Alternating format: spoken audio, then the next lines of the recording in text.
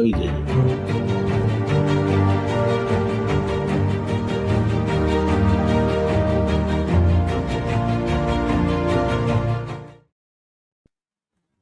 નમસ્કાર દર્શક મિત્રો, ધ રિયલ ડિબેટમાં આપનું સ્વાગત છે. દર્શક મિત્રો, પ્રશ્ન એ ઉપસ્થિત થાય છે કે ગુજરાતમાં બધું સબ સલામત છે કે પછી 2027 પહેલા રાજકીય ધરતીકંપ આવવાની પૂરેપૂરી શક્યતાઓ છે. નમસ્કાર મિત્રો, હું આપનો મિત્ર ડોક્ટર જયનારાયણ વ્યાસ અને તમે જોઈ રહ્યા છો ધ રિયલ ડિબેટ. મિત્રો, આજે હું એક એવો પ્રશ્ન પૂછવા જઈ રહ્યો છું જેનો જવાબ કદાચ ભારતીય જનતા પાર્ટી નહીં આપે, કોંગ્રેસ પણ નહીં આપે, આમ આદમી પાર્ટી પણ નહીં આપે, પણ ગુજરાતના ભવિષ્ય માટે ચિંતિત હોય એ સૌ કોઈ માટે આ પ્રશ્ન અને એનો ઉત્તર શોધવો અત્યંત મહત્વનો છે. પ્રશ્ન એ છે કે શું ગુજરાતમાં ખરેખર બધું બરાબર ચાલી રહ્યું છે કે પછી આપણે જે શાંતિ જોઈ રહ્યા છીએ તે રાજકીય તોફાન પહેલાની શાંતિ છે? મિત્રો, આજે આખા દેશનું રાજકારણ ઉકળતા કઢાયા જેવું બની ગયું છે. ઘટનાઓ એવી ઘટી રહી છે કે આપણને એ માનવાને પ્રેરે કે ગમે ત્યારે જ્વાળામુખી વિસ્ફોટ થઈ શકે અને ધગધગતો લાવારસ એમાંથી બહાર ફેંકાઈ શકે. આપણે જોઈએ તો મહારાષ્ટ્રમાં પક્ષો તૂટી ગયા, શિવસેના બે ભાગમાં વહેંચાઈ ગઈ, એનસીપી બે ભાગમાં વહેંચાઈ ગઈ, બિહારમાં રાજકારણ રોજબરોજ નવા રંગ બદલે છે, તેલંગાણામાં જે પક્ષને અજેય માનવામાં આવતો હતો તે સત્તામાંથી બહાર ફેંકાઈ ગયો, કર્ણાટકમાં સત્તા બદલાઈ ગઈ, દિલ્હીમાં રાજકારણ સતત ધ્રુવીકરણ તરફ આગળ વધી રહ્યું છે. પણ ગુજરાત જાણે અલગ જ દુનિયામાં જીવતું હોય એવું લાગે છે. આમ તો ગુજરાત દેશની રાજકીય લેબોરેટરી કહેવાય છે. Gujarat is the political laboratory of the country. ચૂંટણી આવે, ભાજપ જીતે, કોંગ્રેસ હારે, વિશ્લેષકો ચર્ચા કરે અને 5 વર્ષ પછી ફરી પાછું એ જ દ્રશ્ય ભજવાય. પણ મિત્રો, રાજકારણમાં જે દેખાય છે એ જ સત્ય હોય એવું નથી. અને ઘણીવાર સૌથી મોટા પરિવર્તનો ત્યારે જન્મ લેતા હોય છે જ્યારે બહારથી બધું સ્થિર અને સબ સલામત દેખાતું. આજે આપણે એ જ બે પ્રશ્નો આપણી જાતને પૂછવાના છે. શું ભારતીય જનતા પાર્ટી ખરેખર એટલી મજબૂત છે જેટલી દેખાય છે? શું કોંગ્રેસ ખરેખર એટલી નબળી છે જેટલી દેખાય છે? શું આમ આદમી પાર્ટી માત્ર એક ફૂટનોટ જ છે કે ભવિષ્યની શક્તિ? અને કદાચ દૂર દૂર દૂરનો એ પ્રશ્ન પૂછવો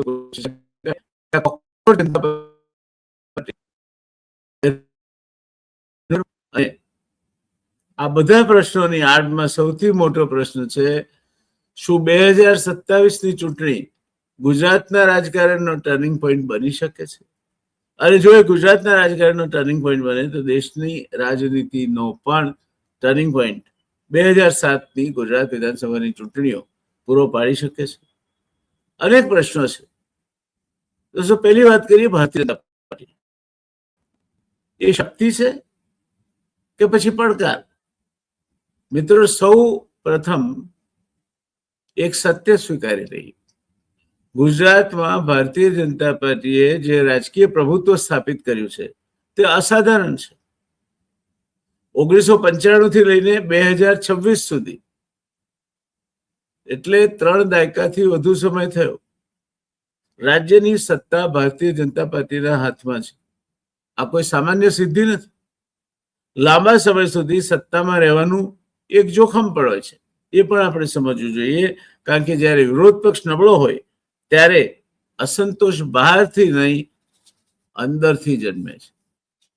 શું ભારતીય જનતા પાર્ટીમાં તાજેતરની જે ઘટનાઓ રાજ્યમાં ઘટતી આપણે જોઈ રહ્યા છીએ, એમનો આંતરકલહ સપાટી પર આવે છે, તે આ શિસ્તબદ્ધ પાર્ટીમાં ક્યારેય નહોતું જોવા મળતું. એવી ઘટનાઓ, સત્તા ભૂખનું રાજકારણ શું ભારતીય જનતા પાર્ટીને પણ આભળી ગયું છે? આજે ગુજરાતના અનેક જિલ્લાઓમાં વાસ્તવિક રાજકીય લડાઈ ભાજપ અને કોંગ્રેસ વચ્ચે નથી, ભાજપ અને ભાજપ વચ્ચે છે. ભાજપની અંદર છે. મને સ્વર્ગસ્થ કાશીરામભાઈ રાણા યાદ આવે છે કે જ્યારે સુરત મહાનગરપાલિકામાં 99 બેઠક ભારતીય જનતા પાર્ટીની આવી ત્યારે કોઈ પત્રકારે એમને પૂછ્યું હતું કે કાશીરામભાઈ, હવે વિરોધ પક્ષ તો રહ્યો જ નહીં, તો શું કરશો? તમારે તો મજા થઈ ગઈ. અને કાશીરામભાઈએ અત્યંત વ્યંગપૂર્ણ જવાબ આપેલો એનો કે અમે જ અમારો વિરોધ પક્ષ બનીશું. વિરોધ પક્ષ અમારા અંદરથી જ આવશે. આજે ભાજપ માટે આખા રાજ્યમાં સાચું પડી રહ્યું તેવું લાગે છે. ટિકિટ માટે, પ્રભાવ માટે, સહકારી ક્ષેત્ર માટે, સ્થાનિક સત્તા માટે, જિલ્લા પંચાયત માટે, નગરપાલિકા માટે. અને મિત્રો, રાજકારણનો ઇતિહાસ કહે છે ઘણા સામ્રાજ્યો વિરોધીઓના હુમલાથી નથી તૂટ્યા, આંતરિક સ્પર્ધાના ભાર નીચે તૂટ્યા છે. અંતરકલહે એમને તોડ્યા છે. નહીં તો પ્લાસીનું યુદ્ધ સિરાજુદ્દૌલા હાર્યો ન હોત અને આ દેશમાં અંગ્રેજોનું શાસન ના આવ્યું હોત. કાકુ શેઠની કાંસકી વાળો જો ઇતિહાસનો પાઠ તમે ભણ્યા હોત તો વલ્લભીપુર ઉપર બાદશાહને ચડાઈ કરીને લઈ આવનાર નગર શેઠ એ વલ્લભીપુરના રાજ્યથી વંકાયો ના હોત અને વલ્લભીપુર પર દિલ્હીનું દળકટક ત્રાટક્યું ના હોત. દોસ્તો, ગુજરાતનો યુવાન શું વિચારે છે આજે? ક્યારે તમે વિચાર કરો છો? આપણે જેન ઝી કહીએ છીએ, એ ગુજરાતનો યુવાન અને આખું ભારત યુવાન છે, કારણ કે ભારતની સરેરાશ વય 31 વર્ષ છે. દુનિયામાં યુવાન, મોટા દેશોમાં યુવાનમાં યુવાન દેશ ભાજપ છે, ભારત છે. હમણાં ભાજપ થઈ ગયું છે, કારણ કે દેવકાંત બરુઆએ એક વખત કહેલું કે Indira is India and India is Indira. એમ અત્યારે ભારતીય જનતા પાર્ટીના મિત્રો આવું જ કહે છે કે ભાજપ એટલે ભારત અને ભારત એટલે ભાજપ. આ નિશાની ન તો કોંગ્રેસને કોઈ જગ્યાએ લઈ જઈ અને ઊભી રાખી શકે, નહીં ભારતીય જનતા પાર્ટીને લઈ જઈ શકે, કારણ કે રાજકારણનો એકમાત્ર પાયાનો સિદ્ધાંત જે સતત સાચો પડતો આવ્યો હોય તે એ છે કે લાંબા કે ટૂંકા ગાળે પણ સત્તા પરિવર્તન થાય છે. લોકો પરિવર્તનને ઝંખે છે અને ગમે તેટલા તમે કાવા દેવા કરો, પરિવર્તનને રોકી શકાતું નથી. ગુજરાતનો યુવા શું વિચારે છે હું આપને કહેતો હતો તો હવે કડવો પ્રશ્ન આપણી સામે આવે છે. ગુજરાતનો 22 વર્ષનો યુવાન કોલેજમાંથી હમણાં બહાર પડ્યો છે, નોકરીની શોધમાં છે અને કંઈક ધંધો કરવો છે, કાં તો વિદેશ જવું છે. શું વિચારે છે યુવાન? તેના માટે 1995 ઇતિહાસ છે, તેના માટે કોંગ્રેસ સ્મૃતિ છે. એક આખી એવી પેઢી હવે આ ગુજરાત રાજ્યમાં એવી છે કે જેણે ભારતીય જનતા પાર્ટી સિવાય કોઈ પાર્ટીનું શાસન જોયું નથી.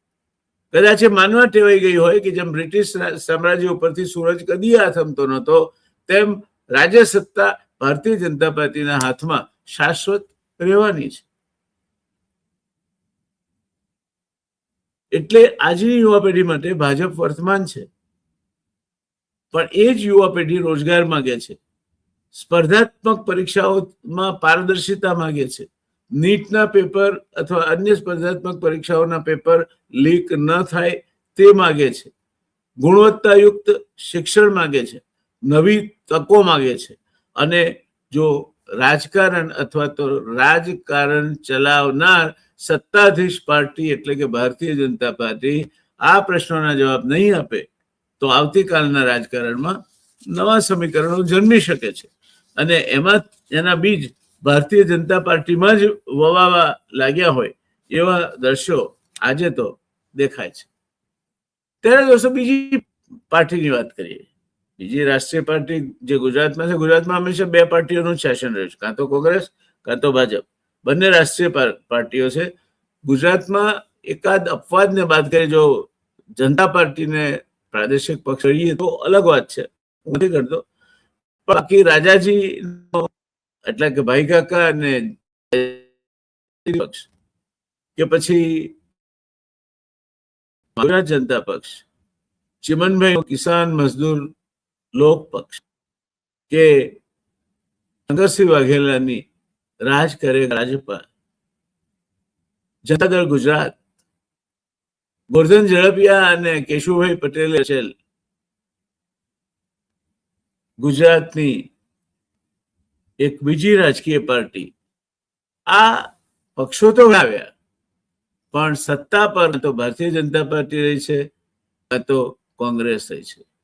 ભારતીય જનતા પાર્ટી ઘણા લાંબા સમયથી શાસનની ધુરા સંભાળે છે અને ગણિતના વિદ્યાર્થી તરીકે હું ભણ્યો છું કે લો ઓફ પ્રોબેબિલિટી એટલે શક્યતાઓનો નિયમ એવું કે છે કે કોઈ પણ ઇવેન્ટ અથવા કોઈ પણ ઘટના જેટલી લાંબી ચાલે તેટલો તેનો અંત નજીકમાં હોય છે અથવા તેટલી તેના અંતની શક્યતા નજદીકમાં હોય છે. પ્રશ્ન એ થાય છે કે કોંગ્રેસ કે છે, શું કોંગ્રેસ મૃતદેહ છે કે પછી સૂતેલો સિંહ? મિત્રો, ઘણા લોકો કહે છે કે કોંગ્રેસ મરી ગઈ, ઘણા લોકો કોંગ્રેસ મુક્ત ભારતની વાત કરે છે, પણ વાસ્તવિકતામાં કોંગ્રેસ યુક્ત ભારતીય જનતા પાર્ટી બની ગઈ છે. કોંગ્રેસ નામશેષ થઈ જાય એ એટલું સરળ છે એવું હું નથી માનતો. કોંગ્રેસ ગંભીર રીતે ઘાયલ છે, સંગઠન નબળું છે, નેતૃત્વ વિખરાયેલું છે, એની વિશ્વસનીયતા ઉપર મોટા પ્રશ્નાર્થો ઉભા થયેલા છે, કાર્યકરો નિરાશ છે. પણ એક પ્રશ્ન પૂછું, જો કોંગ્રેસ સંપૂર્ણપણે સમાપ્ત થઈ ગઈ હોય તો ભાજપ હજુ પણ કોંગ્રેસ સામે રાજકીય મોરચો કેમ જાળવે છે? ભાજપના હુમલા બધા રાહુલ ગાંધી અને કોંગ્રેસ ઉપર જ કેમ હોય છે? કારણ કે રાજકારણમાં ખાલી જગ્યા ક્યારેય ખાલી રહેતી નથી. જો કોંગ્રેસ નહીં તો કોઈ બીજો વિકલ્પ ઉભો થશે. પ્રશ્ન માત્ર એટલો છે કે કોણ, ક્યારે અને કઈ રીતે, જેનો જવાબ ભાવિના ગર્ભમાં છુપાયેલો છે. તમે કે હું આજની તારીખે એનો જવાબ આપી શકીએ તેમ નથી. દોસ્તો, 2027 નો સૂરજ ક્ષિતિજે ડોકાઈ રહ્યો છે. આપણે 2026 અધવારી ગયું, જૂન મહિનો પૂરો થવા આવ્યો, એટલે 6 મહિના 2026 ના પછી 2027 ચૂંટણીનું વર્ષ આવશે ગુજરાત માટે. ત્યારે એ 2027 ગુજરાતમાં સત્તા પ્રાપ્તિ માટેનો જંગ એક નિર્ણાયક મુકાબલો છે, બે કારણથી. એનું પહેલું કારણ એ છે કે પ્રધાનમંત્રી શ્રી અને ગૃહમંત્રી શ્રી બંનેનું આ ગૃહ રાજ્ય છે, હોમ સ્ટેટ છે, અને બેમાંથી એકેયને પોતાના ગૃહ રાજ્યમાં પોતે સત્તા ગુમાવે, બીજે નથી ગુમાવવાનું પોસાય તેમ, તો ગુજરાતમાં સત્તા ગુમાવવાનું પોસાય એવું માનવાને કોઈ કારણ નથી. મારા મતે આ કારણથી 2027 માત્ર એક ચૂંટણી નથી, આગામી દાયકાની દિશા નક્કી કરનારી એક પરીક્ષા છે. આ ચૂંટણી આગામી દાયકાની દિશા નક્કી કરશે કે ગુજરાત અને દેશની રાજનીતિ કઈ દિશા પકડશે. કારણ કે પ્રથમ વખત એક આખી નવી પેઢી મતદાન મથકે આવશે.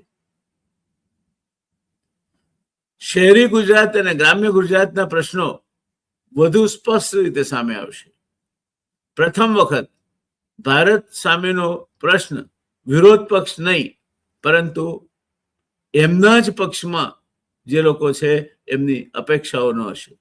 અને અપેક્ષાઓ હંમેશા સૌથી કઠોર વિરોધ પક્ષ સાબિત થતી હોય છે. દોસ્તો, એટલે ભારતીય જનતા પાર્ટીને કોંગ્રેસથી કે અન્ય કોઈ પોલિટિકલ પાર્ટીથી જેટલો ચિંતા કરવાની જરૂર નથી, એટલી ચિંતા કરવાની જરૂર, એટલું આત્મમંથન કરવાની જરૂર એમણે પોતાના જાત સાથે છે. આમ આદમી પાર્ટી વિશે જાત જાતની વાતો કહેવાય છે, ને એ જ વાત કોકરોચ જનતા પાર્ટી માટે પણ થાય છે. તમે જુઓ, બંનેના ઉદયની પરિસ્થિતિ જુઓ. બંને પેલા કોકરોચ જનતા પાર્ટીના નેતા એરપોર્ટ પર ઉતરે છે, આમ ચકલું ના ફરકે એવી વ્યવસ્થા, જડબે સલાક સલામતી વ્યવસ્થા ગોઠવનારી આ સરકાર એમને રીતસર જાણે કે એસ્કોર્ટ કરીને લઈ જવાના હોય તે રીતે જ્યાં જવું છે ત્યાં સુધી જવા દે છે. જે 2-5 હજાર લોકો ભેગા થયા હોય છે એમના કરતા પોલીસ વધારે દેખાય, અને છતાંય તિરંગો ઝંડો ફરકાવાય છે, ભારત માતા કી જય બોલાય છે, અને ફરી એકવાર વંદે માતરમના નારાથી વાતાવરણ ગાજી ઉઠે છે. આ જ દ્રશ્ય કેટલાક વર્ષો પહેલા, એટલે કે 2014ની લોકસભાની ચૂંટણીઓ પહેલા દિલ્હીમાં રામલીલા મેદાનમાં ભજવાયું હતું. એક ખાદીધારી ગાંધીવાદી નામે અન્ના હજારે એ અનશન પર બેઠા હતા. એમની આજુબાજુ લાલા રામદેવથી માંડીને જાત જાતના વિવિધલક્ષી વ્યક્તિત્વો ભેગા થયા હતા. ક્યાંક કિરણ બેદી દેખાતા હતા, ક્યાંક કેજરીવાલ દેખાતા હતા, ક્યાંક આપણા સેફોલોજીસ્ટ યાદવજી દેખાતા હતા, યોગેન્દ્ર યાદવ. આવા જુદા જુદા ચહેરાઓ એમની આજુબાજુ દેખાતા હતા. ત્યાં પણ તિરંગો ઝંડો ફરકતો હતો, ત્યાં પણ ભારત માતા કી જય બોલાવાતી હતી, ત્યાં પણ વંદે માતરમના નારા ગાજતા હતા. અને કહેવાય છે, જે શાંતિભૂષણે પાછળથી કબૂલ કર્યું છે એમ, રાષ્ટ્રીય સ્વયંસેવક સંઘ અને ભારતીય જનતા પાર્ટીનું આ સંયુક્ત સાહસ કોંગ્રેસને હટાવવા માટેનું રામલીલા મેદાન ખાતે એમણે ગોઠવ્યું હતું. અને એ આખું નાટક ભજવવામાં હીરો તરીકે અન્ના હજારે હતા, જે પછી ક્યાં અદ્રશ્ય થઈ ગયા છે તે કોઈને ખબર નથી. લોકાયુક્તની વાત કરતા હતા, તે મુદ્દે પણ અન્ના બિલકુલ ચૂપ થઈ ગયા છે, ક્યાંય દેખાતા નથી. કેજરીવાલે એમણે જે કહ્યું હતું એ બધા એમણે કહ્યું હતું સરકારી આવાસ નહીં લઉં, મસ્ત મજાનો ડ્રીમ હાઉસ બનાવ્યું સીએમના રેસિડેન્સ માટે. એમણે કહ્યું કે હું સરકારી સવલતો નહીં વાપરું, બધી જ વાપરી. એમણે કહ્યું કે હું જૂથવાદને અથવા એકહથ્થુ શાસનને પ્રોત્સાહન નહીં આપું. આમ આદમી પાર્ટીમાં કેજરીવાલનું એકહથ્થુ શાસન ચાલ્યું, કદાચ હજુ ચાલતું છે. આ આમ આદમી પાર્ટી આજે ઇતિહાસ બનવા તરફ આગળ વધી રહી છે, કારણ કે પંજાબમાં પણ આ વખતે આમ આદમી પાર્ટી માટે કપરા ચઢાણ છે. એટલે આમ તો આમ આદમી પાર્ટીને રાજકીય વિશ્લેષકો એવું કે છે કે જ્યાં ભારતીય જનતા પાર્ટીને પોતાના એન્ટી એસ્ટાબ્લિશમેન્ટ વોટ અથવા પોતાને ન મળે તેવા મત બીજે વાળવા હોય, કોંગ્રેસમાં ન જાય, તો એ માટેનું ડબલું એ આમ આદમી પાર્ટી છે. તો ક્યાંક અસદુદ્દીન ઓવૈસી છે.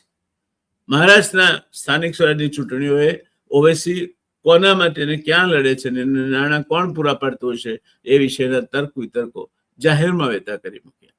એ જ રીતે આમ આદમી પાર્ટી અને આમ આદમી પાર્ટીના કેજરીવાલ, આમ આદમી પાર્ટીના અન્ય નેતાઓ એ ક્યાં છે, કોના માટે લડે છે, કેમ કેજરીવાલ પંજાબમાં જઈને ભાષણો નથી કરતા, કેમ એમને પંજાબમાં કોઈ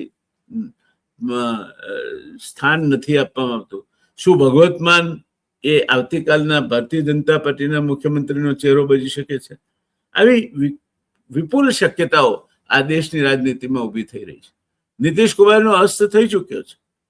ચંદ્રબાબુ નાયડુ ક્યારે અસ્ત પામશે, ક્યારે ગ્રહણ લાગશે, કોઈ જ કહી શકે તેમ નથી. દીદી અત્યારે હાસ્યામાં ધકેલાઈ ગયા છે, અને લાલુ પ્રસાદ યાદવનું કુટુંબ કલહથી ગ્રસિત છે. તો અખિલેશ યાદવ સામે પણ અનેક નાના મોટા પ્રશ્નો છે. એટલે ઉત્તર પ્રદેશ અને બિહારનું રાજકારણ ડોળાયેલું છે, અને આ બધું કરનાર જો ગંભીર વલણું કોઈ ફેરવતું હોય તો એ સત્તાધારી ભારતીય જનતા પાર્ટી અને એના મહાચાણક્ય કહેવાતા ગૃહમંત્રી શ્રી અમિત શાહ કરે છે, એવું માધ્યમોમાં ચર્ચા છે. દોસ્તો, એક વાત યાદ રાખીએ આપણે કે રાજકારણમાં કોઈ પક્ષ કાયમી નથી, કોઈ નેતા કાયમી નથી, કોઈ લહેર કાયમી નથી. કાયમી હોય તો તે એકમાત્ર જનતા કાયમી છે. અને આજે ગુજરાતની જનતા એક નવા ચોરાહા પર ઊભી છે. એક રસ્તો સતત સ્થિરતાનો છે, બીજો રસ્તો અસંતોષના માર્ગે વળી ચૂક્યો છે. કિસાનોની ટ્રેક્ટર રેલી એક જમાનામાં કિસાન સંઘે કાઢીને ગાંધીનગર પહોંચ્યા હતા. આજે ખેડૂતો ટ્રેક્ટર રેલી લઈ અને પોતાની વ્યથાઓ વ્યક્ત કરવા ગાંધીનગર પહોંચ્યા છે. અદાણી જે પાવર લાઈન ટ્રાન્સમિશન લાઈન નાખે છે એ માટે જે રીતે દાદાગીરીથી જમીન પડાવી લેવામાં આવે છે અને જે રીતનો અત્યાચાર ખેડૂતો પર અદાણી કંપની અને સરકારી તંત્ર ભેગા થઈને ગુજારે છે, પોલીસ અદાણી તંત્રની કાર્યવાહક બનીને એની સાથે જોડાય છે, તે સામે ખેડૂતોમાં અસીમિત રોષ છે. શું આ રોષ હજુ વધુ ભડકશે? શું અદાણી સામેનો આ રોષ અંતે સરકાર સામે નાળચું માંડશે? શું થશે શું નહીં એ કાળના ગર્ભમાં શું છુપાયેલું છે તે કોઈ કહી શકતો નથી. બીજો એક મુદ્દો જેના ઉપર ભારતીય જનતા પાર્ટી મુસ્તાક રહીને ચૂંટણીઓ જીતતી આવી તે રામ મંદિર.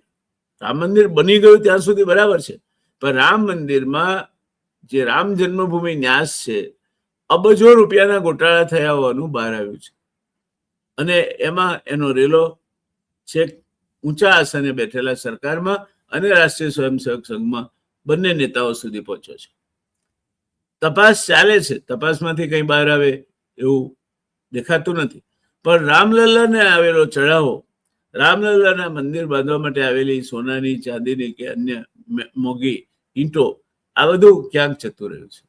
જમીનના માફિયાઓએ રામ મંદિરની આજુબાજુની જમીન પચાવી અને કરોડો રૂપિયા બનાવી લીધા છે. કાશીમાં 1000 કરતા વધારે શિવ મંદિરો તૂટ્યા છે.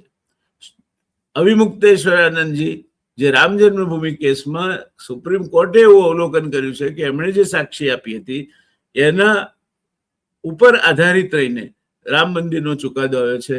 એમને યોગીએ હાંસિયામાં ધકેલી દીધા છે.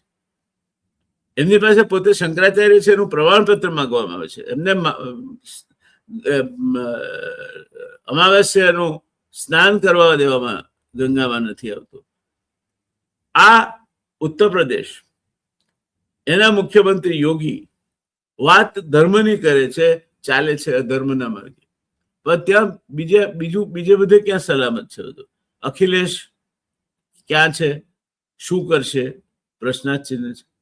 લાલુ પ્રસાદ યાદવનું પરિવાર આખું વિખાયેલું છે. નીતિશ કુમાર પછી દીવા હેઠળ અંધારું હોય એમ એમના પુત્ર કંઈ કાઠું કાઢી શકે એમ લાગતું નથી. એટલે ઉત્તર પ્રદેશમાં સ્વાભાવિક રીતે જ ભારતીય જનતા પાર્ટીની મહત્વાકાંક્ષાઓ વધી છે. અને તાજેતરની જે ચૂંટણીઓ થઈ પશ્ચિમ બંગાળમાં, કેરળમાં વગેરે વગેરે જગ્યાએ, એ 5 રાજ્યોની ચૂંટણી પછી એક નવો મંત્ર ગાજતો થયો છે.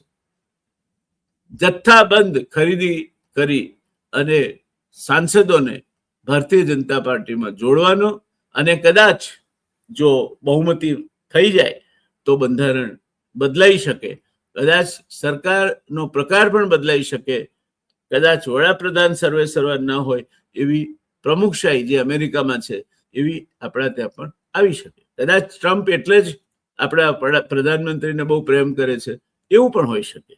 કારણ કે આ દેશ અમેરિકાના નિર્ણયો પ્રમાણે ચાલે છે. અમેરિકાની જાસૂસી સંસ્થા CIA અને મોસાદ બંને આ દેશમાં પ્રવૃત્ત હોવા નહીં, એક કરતા વધારે આગાહીઓ અને એક કરતા વધારે શંકાઓ અત્યારે ચર્ચામાં છે. ત્યારે રાજકારણમાં કોઈ કાયમી નથી, વાત સાચી, પણ તો કોણ આવે? કાયમી તો જનતા છે. અને આજે ગુજરાતની જનતા એક એવા ચોરાહા પર ઊભી છે દોસ્તો, એક રસ્તો છે એની પાસે સતત સ્થિરતાનો, જે અનુભવતી આવી છે. અને પરિણામે એવી સરકારો એને ચૂંટીને મોકલી કે જે ગાંધીનગરમાં બેઠી હોય પણ એનો તાપ ગાંધીનગરથી 5 કિલોમીટર દૂર ગુજરાતના નહીં, લોકમાનસમાં એમનું કોઈ ચિત્ર નહીં. પ્રધાનો ગમે તેવા છબરડા વાળે પ્રધાનમંત્રી હોય, મંત્રીમંડળના સભ્ય હોય, છતાં બીજા મંત્રીના ખાતા વિરુદ્ધ, હમણાં જ રમેશ કટારાએ શિક્ષકો વિરુદ્ધ જે ભાગરો વાટ્યો હતો, એવું અનેક મંત્રીઓ કરે છે. એટલે મંત્રીમંડળની ગુણવત્તા આ ગુજરાતની પ્રજાએ ઊંધું ઘાલીને રામને નામે જે મત નાખ્યા, એણે ગુજરાતના વહીવટી તંત્રની ને ગુજરાતના રાજકીય તંત્રની ખો કાઢી નાખી છે. તો શું 2027ની ચૂંટણીમાં આમાં કઈ ફેરફાર આવશે કે ગુજરાત આ જ રસ્તે આગળ ચાલશે? આ એક યક્ષ પ્રશ્ન આપણી સામે ઊભો છે. ત્રીજો રસ્તો છે નવા રાજકીય વિકલ્પોનો. ગુજરાતમાં કોઈ નવો રાજકીય વિકલ્પ ઉપસે એવું દેખાતું નથી. છતાંય politics is a great game of uncertainties. રાજનીતિ એ શક્યતા અને અશક્યતાઓની એક મહારમત છે. અને ગુજરાત કયો રસ્તો પસંદ કરશે એનો જવાબ આપણે તરાશીશું અને આપણને મળશે 2027માં. સંકેતો આજે જ દેખાવા લાગ્યા છે. હું ડોક્ટર જયનારાયણ વ્યાસ, આપ જોઈ રહ્યા હતા ધ રિયલ ડિબેટ. તમારા મનમાં આ પ્રશ્નોનું બીજ વાવીને આજ પૂરતું હું આ ચર્ચાને વિરામ આપું છું. મળતા રહીશું, વાતને આગળ વધારતા રહીશું. મારા માટે આ પક્ષ કે તે પક્ષ કોઈ અગત્યનો નથી. મારા માટે પહેલું અગત્યનું કોઈ વસ્તુ હોય તો તે પ્રજા છે અને એથી આગળ ગુજરાતનું હિત છે. ગુજરાતના હિતમાં, પ્રજાહિતમાં જે કંઈ ચર્ચાઓ થશે એને ક્યારેય હું રાજકારણનો રંગ લાગવા નહીં દઉં જ્યાં સુધી હું એન્કરની ખુરશી પર બેઠો છું ત્યાં સુધી. એટલે મારી જે રજૂઆતો હશે તે અભ્યાસપૂર્ણ તટસ્થ રજૂઆતો હશે. ક્યારેય કોઈનો પક્ષ નહીં લઉં. અને તમને લાગે કે મેં ક્યારે કોઈનો પક્ષ લીધો છે મને તમે જણાવી શકો છો, પણ અભદ્ર ભાષામાં નહીં. કારણ કે આ જે અંધભક્તો છે એમને ગુજરાતમાં એક કહેવત છે કે માએ જણ્યો ત્યારે મોં પર છેડો નહીં નાખ્યો હોય એમને એમના વાણી વિલાસની કોઈ મર્યાદા નથી. એટલે અભદ્ર ભાષાનો પ્રયોગ કોઈ ના કરે. મને એનાથી કંઈ વળગી જવાનું નથી, તમારી જ પાસે રહેશે, કારણ કે હું સ્વીકારતો નથી. પણ એક સરસ મજાની ચર્ચા ચાલે છે. એક સરસ મજાની ચેનલ તટસ્થતાપૂર્વક પ્રશ્નો રજૂ કરે છે. કોઈનો પક્ષ નથી લેવો એને, કોઈના વિરુદ્ધ એને કંઈ કરવું નથી, કોઈના પગાર રોલ પર એ નથી, કોઈની પાસેથી કોઈ મદદ નથી લેતી. એવી ચેનલને તમે ગમે તે તમારી મરજીમાં આવે તે લેબલ મારી દો તો એનાથી ચેનલને તો નુકસાન થશે કે નહીં થાય એ પ્રશ્નાર્થ છે, પણ રાજ્યના હિતને ચોક્કસ નુકસાન થશે. અને હું આશા રાખું કે જે જાગૃત મારા દર્શકો છે તે આવા તત્વોને મોકળું મેદાન નહીં આપવા દે, નહીં ફરવા દે. એ વાત સાથે આજે હું આપને ફરી એકવાર આ ચર્ચાના એક અત્યંત રસપ્રદ તબક્કે 2027ની ગુજરાત વિધાનસભાની ચૂંટણી, કયું પરિવર્તન આપણી રાહ જોઈ રહ્યું છે, દેશના રાજકારણની તરાહ બદલનારા પરિવર્તન હશે કે કેમ એની ચર્ચા હવે પછી. આવજો, નમસ્કાર, જય જય ગરવી ગુજરાત, જય જય ગરવી ગુજરાત, જય જય ગરવી ગુજરાત.